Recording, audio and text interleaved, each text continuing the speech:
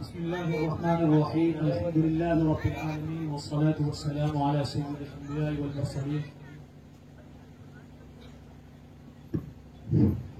وعلى آله وأصحابه أجمعين إلى يوم الدين وبارك وسلم تسليما كثيرا كثيرا. قال الله تبارك وتعالى في القرآن المجيد والفرقان الحميد: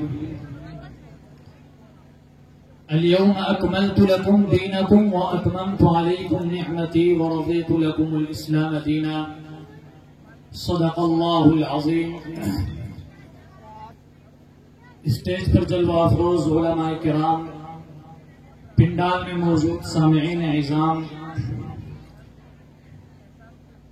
حضرات علماء کرام کے خطاب ہو چکے، جو باتیں آپ تک پہنچنی تھی پہنچ چکی،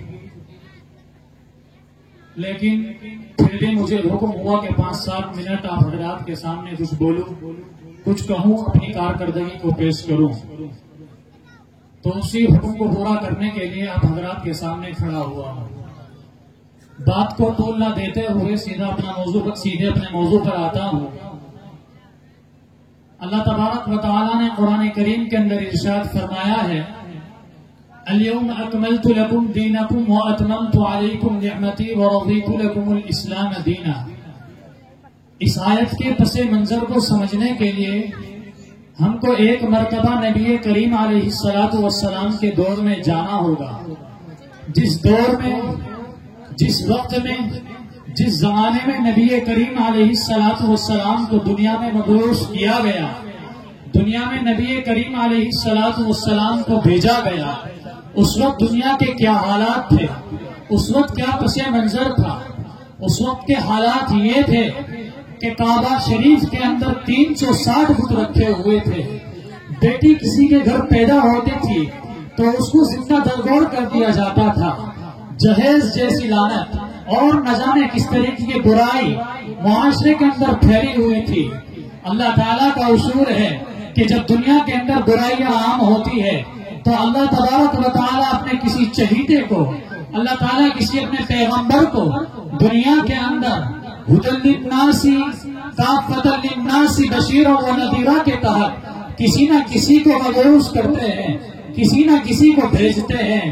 اللہ کے نبی علیہ السلام کو اب سے 1450 سال پہلے دنیا کے اندر بھیجا گیا تاکہ دنیا کے اندر پھیلی ہوئی برائی، دنیا کے اندر پھیلی ہوئی مصیبتیں، ان سب سے لوگوں کو نجات مل سکے.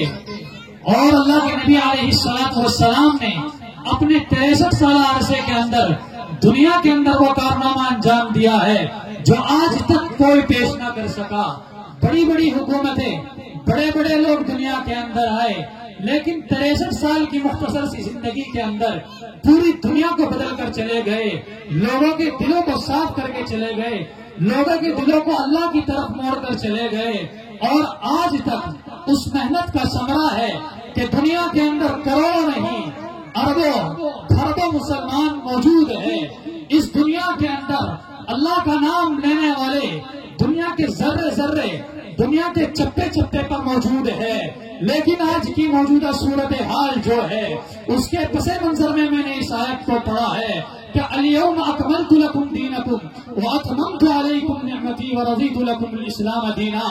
اللہ کے نبی علیہ السلام کو حکم دیا تھا اللہ نے کہ میں نے اپنے دین تمہارے اوپر مکمل کر دیا.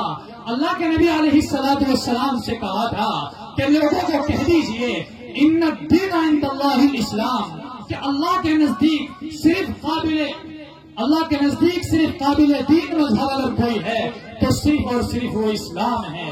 اس کے علاوہ دنیا کے اندر جتنے مذاہب ہیں، جتنے عقیدہ اور جتنے فرقے دنیا کے اندر پھیلے ہوئے ہیں، سب باطل ہے. لیکن آج حق پرستوں کو، حق پرستی کو دنیا سے مٹانے کے لیے، دنیا سے ختم کرنے کے لیے نہ جانے کس طرح کی سازشیں، کس طرح کی چالیں چلی جا رہی ہے. اور ہر کوئی چاہتا ہے کہ مسلمانوں کو، اسلام کو دنیا سے ختم کر دیا جائے. لیکن ایک بات یاد رکھیے گا، اللہ کے نبی علیہ السلام کی زبانی یہ ارشاد مبارک ہم نے سنا ہے کہ اسلام یعلو ولا یعلا، کہ اسلام ہمیشہ سربلند رہے گا، اسلام کبھی جھکے گا نہیں. آج اگر ہمارے اوپر حالات ہیں، ہم سب جانتے ہیں کہ یہ حالات ہمارے اوپر ہمارے گناہوں کی وجہ سے ہے، ہماری خطاؤں کی وجہ سے ہے، ہماری لغزشوں کی وجہ سے ہے، اس بات کو سب جانتے ہیں، یہ بات سب پر آیا ہے، لیکن ان حالات میں ہم کو کیا کرنا ہے، اپنے آپ کو کس طرح ثابت قدم رکھنا ہے۔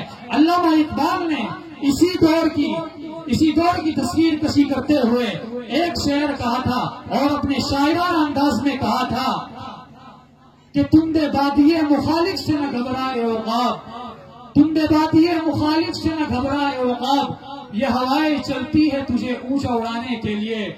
آج اگر حالات ہیں، آج اگر مصیبتیں ہیں، سرکاریں آپ کے خلاف ہے، حکومتی سطح پر، صوبائی سطح پر حکومت آپ کے خلاف ہے، یاد رکھیے گا اللہ تعالیٰ آپ کے ساتھ ہے، قرآن آپ کے ساتھ ہے، اسلام کی دولت ہمارے ساتھ ہے۔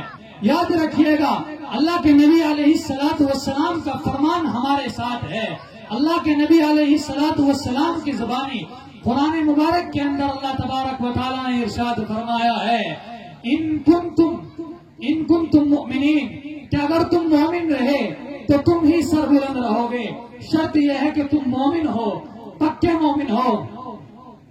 ساتھ ہی ساتھ ایک بات عرض کرتا چلوں کہ فلسطین کے اندر مسجد اقصی کے اندر جو آج حالات ہے، آپ کیا سمجھتے ہیں کہ ان کی خطا، ان کی گناہ کا ان کو یہ سزا دی جا رہی ہے؟